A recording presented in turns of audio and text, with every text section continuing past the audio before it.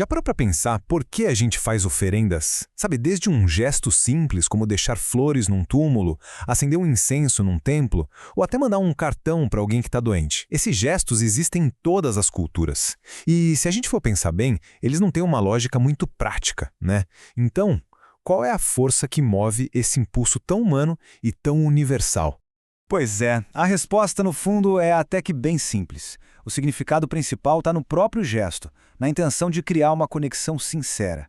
A questão não é a utilidade da coisa, mas sim o laço que está sendo criado. E para a gente entender a profundidade desses laços, vamos mergulhar numa tradição onde esse gesto é, nossa, a base de tudo. Bora mergulhar nisso então. Nesta nossa análise, a gente vai explorar o gesto universal da oferenda, mas olhando pelas lentes de uma tradição muito específica e profunda, o gesto sagrado no candomblé. Para entender a oferenda, primeiro a gente precisa dar um passo atrás e entender a lógica do presente. Existe toda uma estrutura poderosa por trás do simples ato de dar algo a alguém. Uma troca que, na verdade, cria e sustenta as nossas relações, tanto as sociais quanto as espirituais. E o cara que sacou isso de um jeito genial foi o antropólogo francês Marcel Mauss. Ele percebeu que um presente nunca é só um objeto. É muito mais que isso. É um veículo, sabe? Um veículo que carrega significados, obrigações e que fortalece os laços sociais.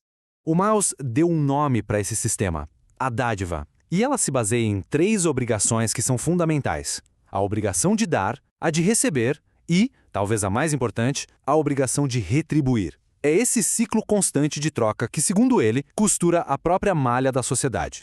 Ok, agora que a gente entendeu essa teoria, vamos conectar isso com a prática. No candomblé, a oferenda não é só um presente para uma divindade. É um ato vital, fundamental para alimentar e renovar a força sagrada que está em tudo, o axé.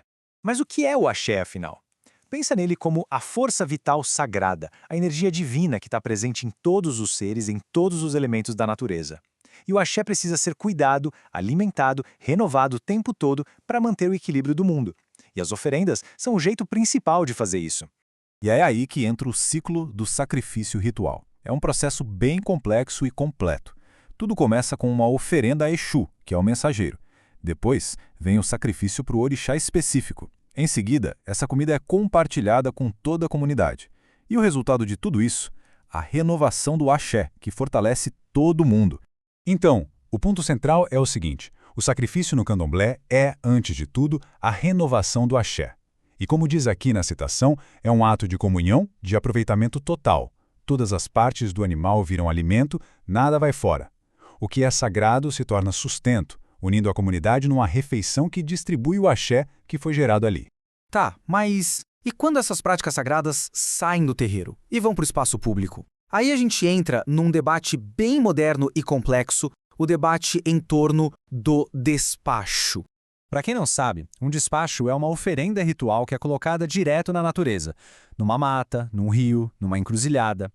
O objetivo pode ser alimentar os orixás em seus próprios domínios ou fazer uma limpeza espiritual, sabe? Dispersar energias negativas.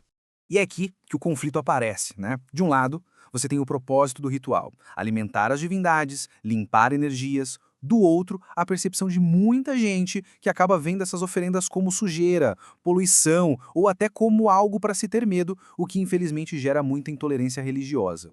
Para muitos praticantes, como diz o Pai Cássio nesta citação, essa crítica ambiental é na verdade preconceito disfarçado. Ele argumenta que quem critica muitas vezes não está realmente preocupado com a natureza, mas usa a ecologia como desculpa para atacar a religião. E a verdade é que essa questão ambiental é bem mais complexa. Muitas das oferendas tradicionais, como frutas, comidas, potes de barro, são biodegradáveis. A própria natureza se encarrega de consumir aquilo, de integrar. Os bichos comem, faz parte de um ciclo ecológico. E tudo isso mostra uma coisa muito importante. O candomblé não é uma religião estática, parada no tempo. É uma fé viva, que dialoga com os desafios de agora, buscando um jeito de conciliar a tradição e a ecologia. Então, a grande pergunta que fica é: como é que dá para conciliar tradição e ecologia? E essa é uma pergunta que a própria comunidade do candomblé está respondendo de forma bem ativa. E o mais legal é que as soluções estão vindo de dentro da própria religião. Tem oficinas que ensinam a fazer presentes sustentáveis, como balaios de folhas, joias de sementes. Há um movimento de volta para o uso de embalagens naturais, como a folha de bananeira, e um foco cada vez maior em usar só itens biodegradáveis. E olha só que interessante, esse debate é interno. Não é só uma resposta para a crítica de fora. Os próprios membros da comunidade conversam sobre como adaptar as tradições.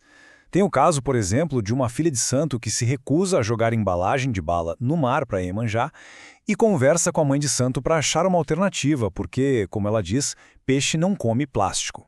E isso tudo amarra lá com o comecinho da nossa conversa. O candomblé, como essa situação aponta, não é só uma religião. É um jeito de lidar com a vida, com a família, com o trabalho.